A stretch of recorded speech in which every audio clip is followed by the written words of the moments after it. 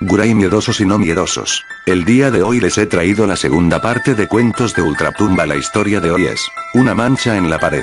Eran ya casi las 12:30 cuando yo, aún sentado en el sombrío estudio de mi casa en la playa, armado con afilada pluma y envuelto en la armadura de mi batín de paño, me disponía a finalizar mi velada creadora, apagar las lámparas de aceite que iluminaban la estancia, mientras me preparaba mentalmente para caer entre los mullidos brazos de Morfeo durante toda aquella noche invernal del 16 de febrero. Lentamente terminé de retocar con un ligero trazo de mi pluma aquel poema al que había estado dando vueltas toda la tarde. Pero, pese a tener un fuerte sentimiento intuitivo alrededor de los primeros versos, finalmente observé abatido que había vuelto a escribir uno de aquellos poemas, entre vulgares y simbolistas, cuya fuerza estética, si es que tenían alguna, era sin duda el engañoso fruto subjetivo de mi voluntad frustrada y no de un maravilloso arranque de genialidad literaria. Según Juan, mi inspiración, antaño tan creadora, se había detenido en el pasado, y nada, ni siquiera un sobrehumano esfuerzo por escribir, lograría hacerla volver a mi vieja pluma. Cualquier otro se habría reído de él. Hay quien dice que la poesía es solo fruto del perfeccionamiento estilístico y de un prolongado trabajo del poeta. Por desgracia, yo soy de los que buscan una poesía más intuitiva, menos fría y más humana. Por este último motivo yo estaba completamente desanimado y terriblemente apático en todo aquello que no implicase el escribir. Aquella repentina falta de talento que experimenté durante aquel invierno vino acompañada, casi simultáneamente, por un cambio de mis preferencias artísticas. Ya no surgirán de mi inconsciente pluma versos entonados al amor incontenible y confuso que sentía por la vida personificada en ella, ahora se apoderaban de mi mente pensamientos de los más negros que pueden jamás haberse imaginado.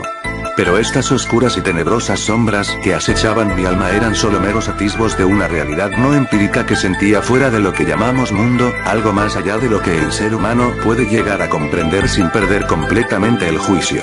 Verdes espectros de seres escamosos con tentáculos inhúmedos abordaban la complejidad de mis recuerdos, elevándose desde las siniestras brumas de mis sueños a la parte consciente de mi memoria, como si quisieran pasar a formar parte de mi realidad. Yo, en lugar de asustarme, me proponía con seriedad y deseo los retos poéticos que estos temas en mí despertaban, ya que se sugerían cosas inexplicables, seres indescriptibles. Sería un enorme placer describirlos usando las emociones que en el hombre despierta el verso, unas emociones que no son descriptibles mediante meras palabras, pues el hombre no puede más que intuir estas verdades como sombras de una figura monstruosa recortándose frente a la luz de la luna. Por eso, cuando sueño con los seres que visitan mi cerebro por las noches, procuro estar alerta para, a la menor incidencia, despertarme, para así saber si comprendo la realidad que los compone.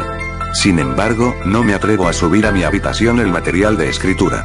No quiero que si algún día veo, o recuerdo, todo lo que en sueños se me ofrece y al despertar se me niega, sea capaz de plasmarlo en el papel, ya que sería ese un recuerdo que permanecería imborrable por el resto de mi vida, atándome a la locura permanente del que vive el miedo. Las lámparas humeaban apagadas, mis pies se arrastraban con pesadez hacia las escaleras angostas que llevan a la buhardilla donde solía dormir.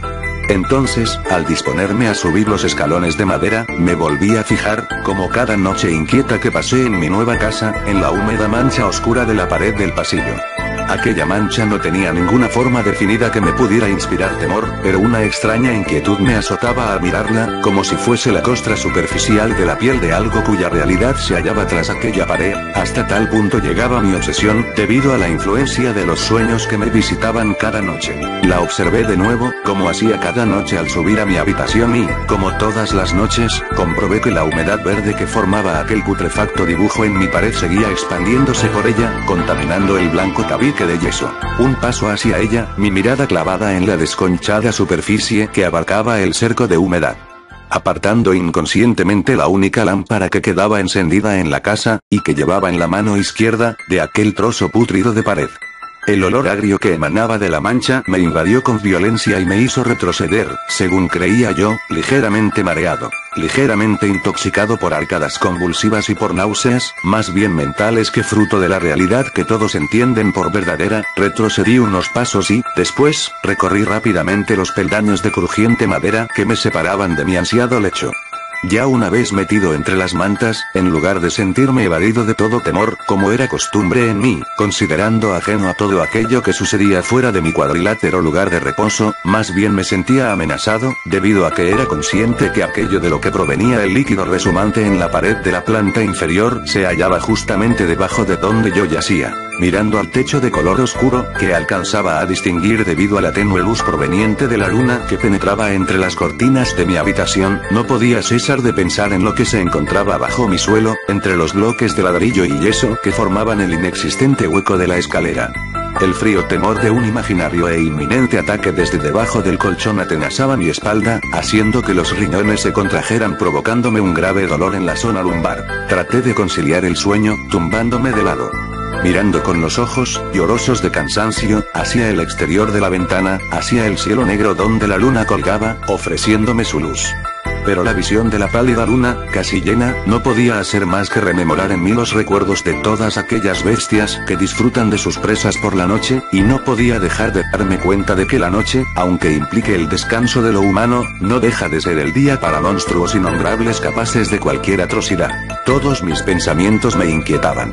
Llegué a sobresaltarme del propio tacto del pijama, incluso de mis sábanas, húmedas por el frío sudor, símbolo del miedo. Tras algunas horas, que quizás fueron minutos, pero que la eternidad del pánico convirtieron en siglos, de oír un impertinente goteo en el piso de abajo, ya advertido por mí desde el primer día, pero que nunca había merecido más consideración que lo meramente rutinario, sentí que me volvía loco. Esperaba, mirando hacia la inmóvil puerta, que ésta se abriese dejando franco el paso a la innominable criatura que vivía bajo mi escalera. Me levanté, con miedo de poner los pies sobre el marmóreo y frío suelo, y me dirigí hacia la ventana, abriéndola y sacando mi cabeza al frío ambiente nocturno.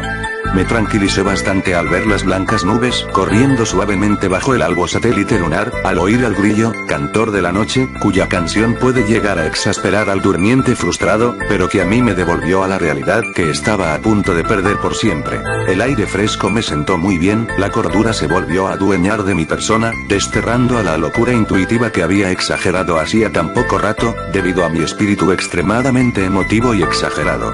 La soledad que me acompañaba desde el día que compré el caserón hacía que mi imaginación volase alto y en torno a lugares que jamás habría querido yo, voluntariamente, visitar.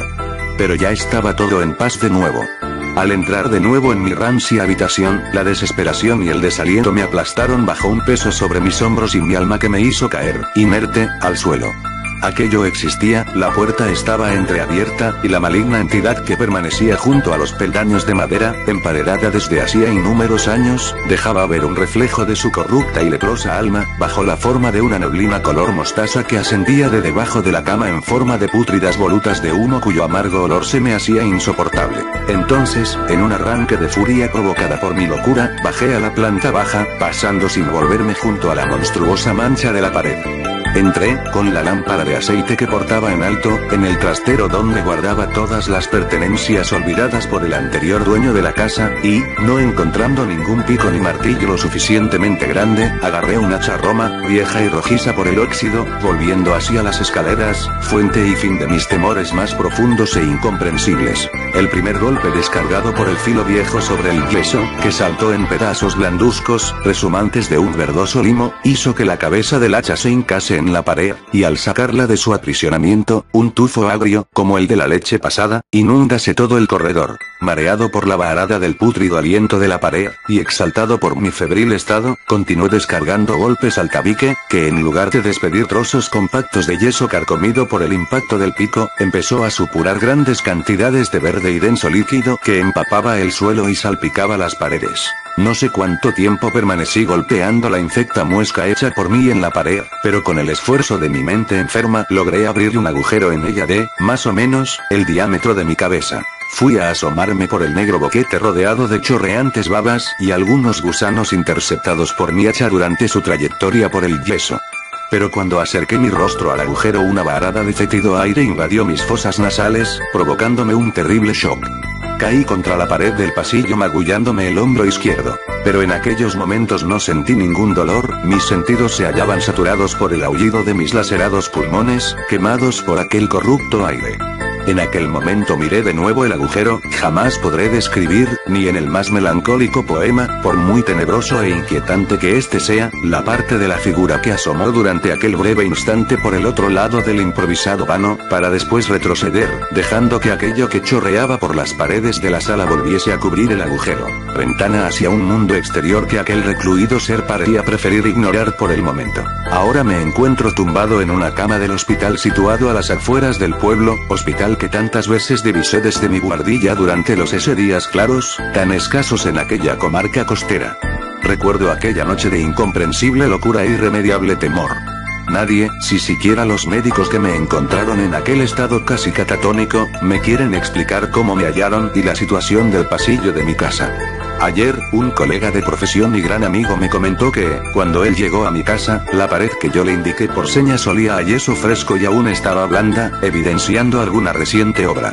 Esto es prueba de que aquello existe, y yo volveré a la casa para derruir esa pared, y desvelar ese ente que garantizará atemporalmente una inagotable inspiración por el resto de mis días.